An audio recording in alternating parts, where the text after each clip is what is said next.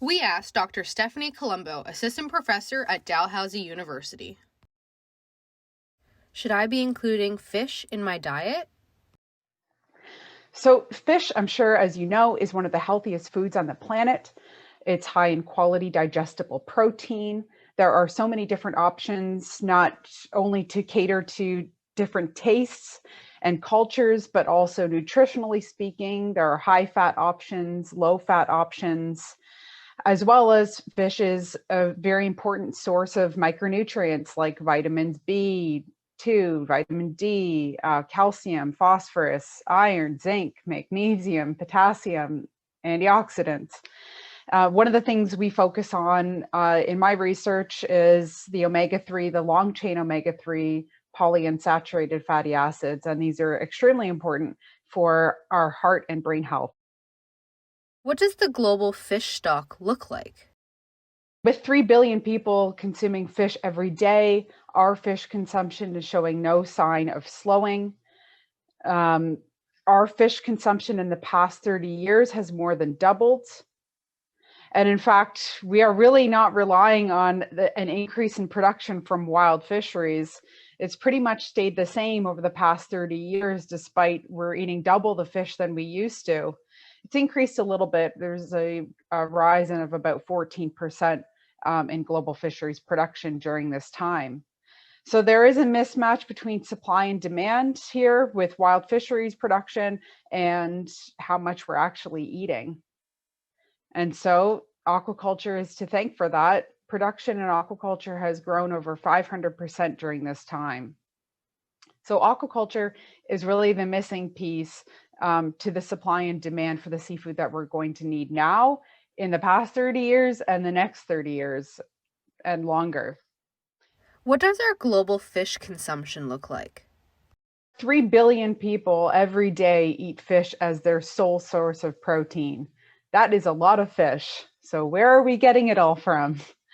Well, in 1990, most of the wild fish stocks, about 90% of, meaning that we harvested what we needed, but the stock would naturally replenish itself so that it was a sustainable way. It was a give and take kind of relationship. But things have changed 30 years later. Now, 65% of fish stocks are within biologically sustainable levels, meaning that 1/3 of our global oceans, the fish stocks are considered overexploited. That is a dramatic change within 30 years. And so going forward, it is problematic to think about our wild fish stocks approaching close to half of the fish stocks beyond overexploited levels.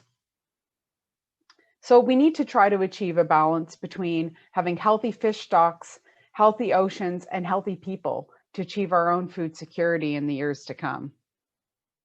How much fish is produced every year?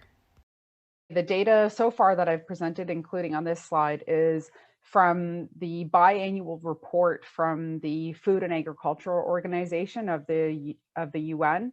They come out with a report every 2 years on the state of the world fisheries and aquaculture. And so this data is from the latest report that came out last year. And so this graph is showing the total production from fisheries and aquaculture over time. It starts at 1950. And this is in total weight, so million metric tons of product. And you can see that obviously our seafood consumption or the production is increasing. In orange, that's the production from capture fisheries, the light orange and dark orange. And from about 1990, that's pretty much stayed the same. It's very consistent from 1990 until now. And well, actually on average, it's about a 14% increase. But it's actually aquaculture that's increasing exponentially over 500% since about 1990. And so you can see our total production is about 180 million metric tons, with aquaculture right now supplying about half of that total production. And so thinking forward, thinking ahead in the next 10 years or so, we're going to be 9 billion people on Earth, approaching that at least. Over 230 million metric tons of seafood is going to be required. Right now, that's about 180. So you can imagine the next decade how much we need to increase that production. And 60% of our seafood will come from aquaculture. Right now, it's about 50%. So we'll need more, obviously. And so aquaculture is a critical and necessary part of the seafood that we're going to acquire in the future. And Canada has an opportunity to be self-sustaining, to achieve food security, not only within our own country, but supplying other countries to help them achieve food security as well. But we need to do this with a balance and using our ocean and freshwater resources sustainably. Why do we need aquaculture? So we absolutely need aquaculture for our future to have healthy oceans. Healthy oceans are synonymous with a healthy planet. We need to help rebound some of those fish stocks that we took too much over the past 30 years.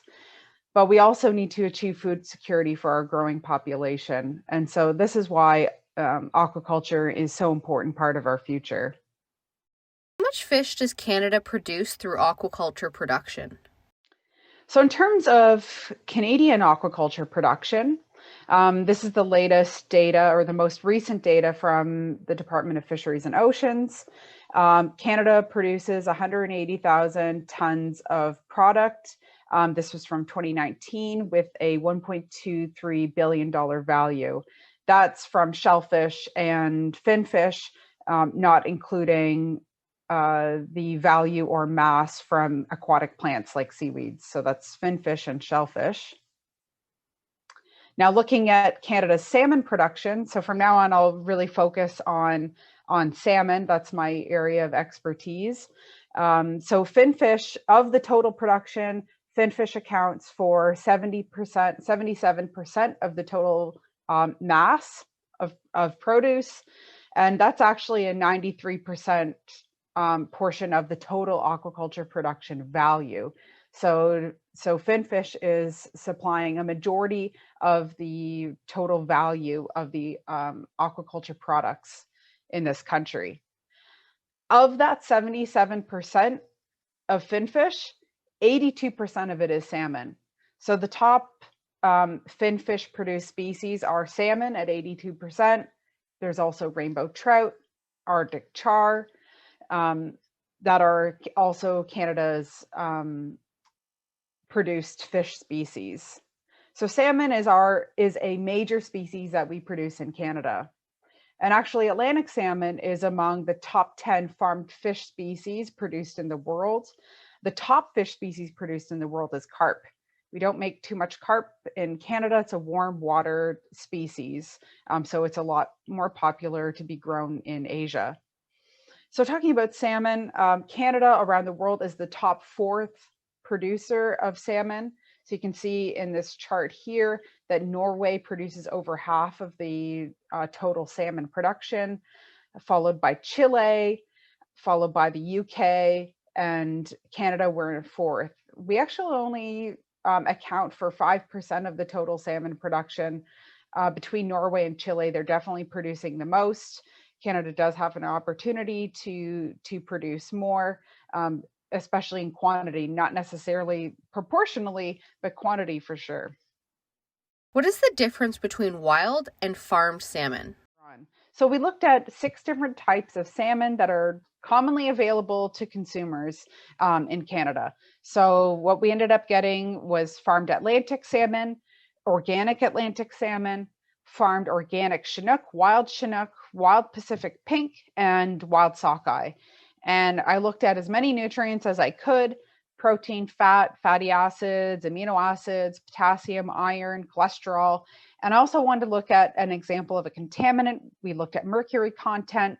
Mercury is really the only heavy metal contaminant that Health Canada warns against eating too much seafood for. So that's why we looked at mercury as an example.